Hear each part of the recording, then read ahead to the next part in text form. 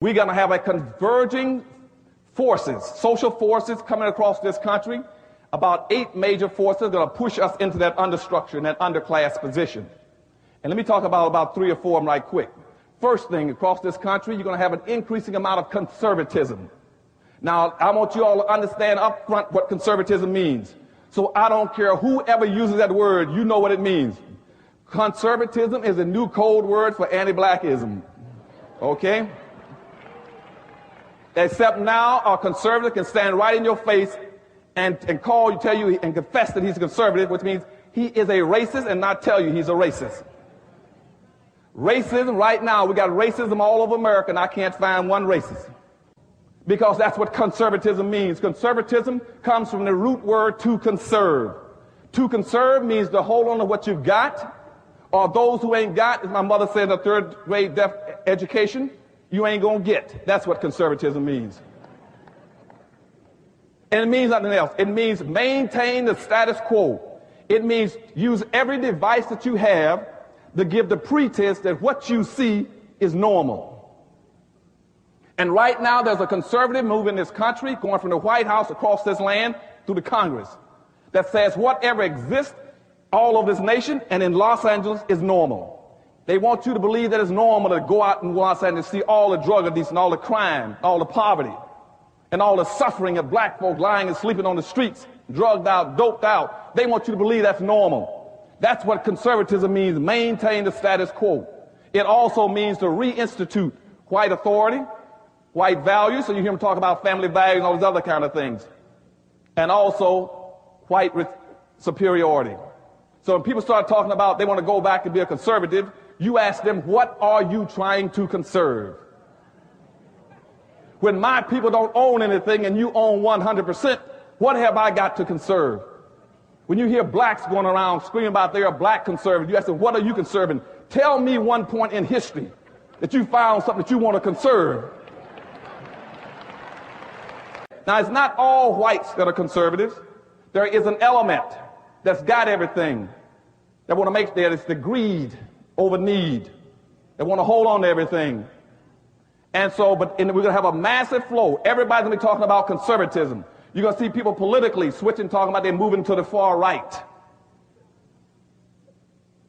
And what we have to do is understand that, and that's going to create major problems in this country. One, you're going to, not only will you see an increasing amount of negative hostility towards black folk, every piece of research in the country tells us that, even from the Jewish organizations, that you're going to see more anti-blackness now and in the future than you've ever seen in the last 60 years since you left the civil rights movement. And you got some so-called black conservatives who claim that slavery no longer influences the nature of African people. I wonder what those people have to conserve in the first place.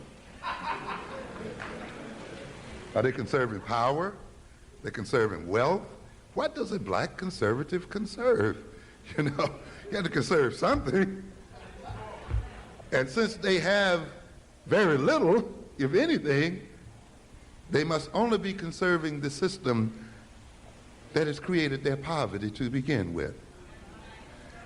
And you see them ultimately justifying the poverty of African people and justifying the political and social and economic subordination of African people in the name of some kind of higher principles. So slavery is not supposed, the experience of slavery is not supposed to be operating in the mentality of black folk. And you hear a lot of our youngsters will say that as well. How do you talk about slavery? That was back there. Or you know, whites talk about it. Well, you know, that was back there. We don't have anything to do with that anymore. You see. And it's an amazing situation because you have to remind them that you're still living off the interest of the wealth that your forefathers earned from slavery. You're still enjoying the accumulated wealth that began with the enslavement of our people. And if you're going to enjoy the wealth that was generated by evil, then you must take the curse that comes along with it.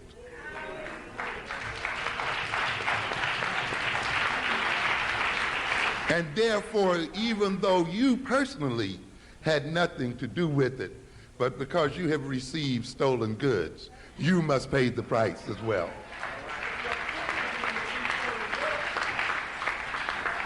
And because you fight and struggle to protect those stolen goods, and you defend them, and you organize your society and your relationship to my people to maintain them and to continue to enhance them, then you must pay the price.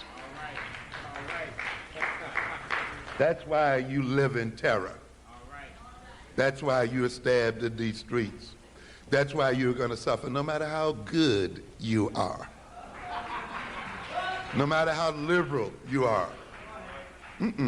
Ladies and gentlemen, when we behave as adults, we must recognize that our behavior will be visited upon our children, and that our children pay for our misbehavior.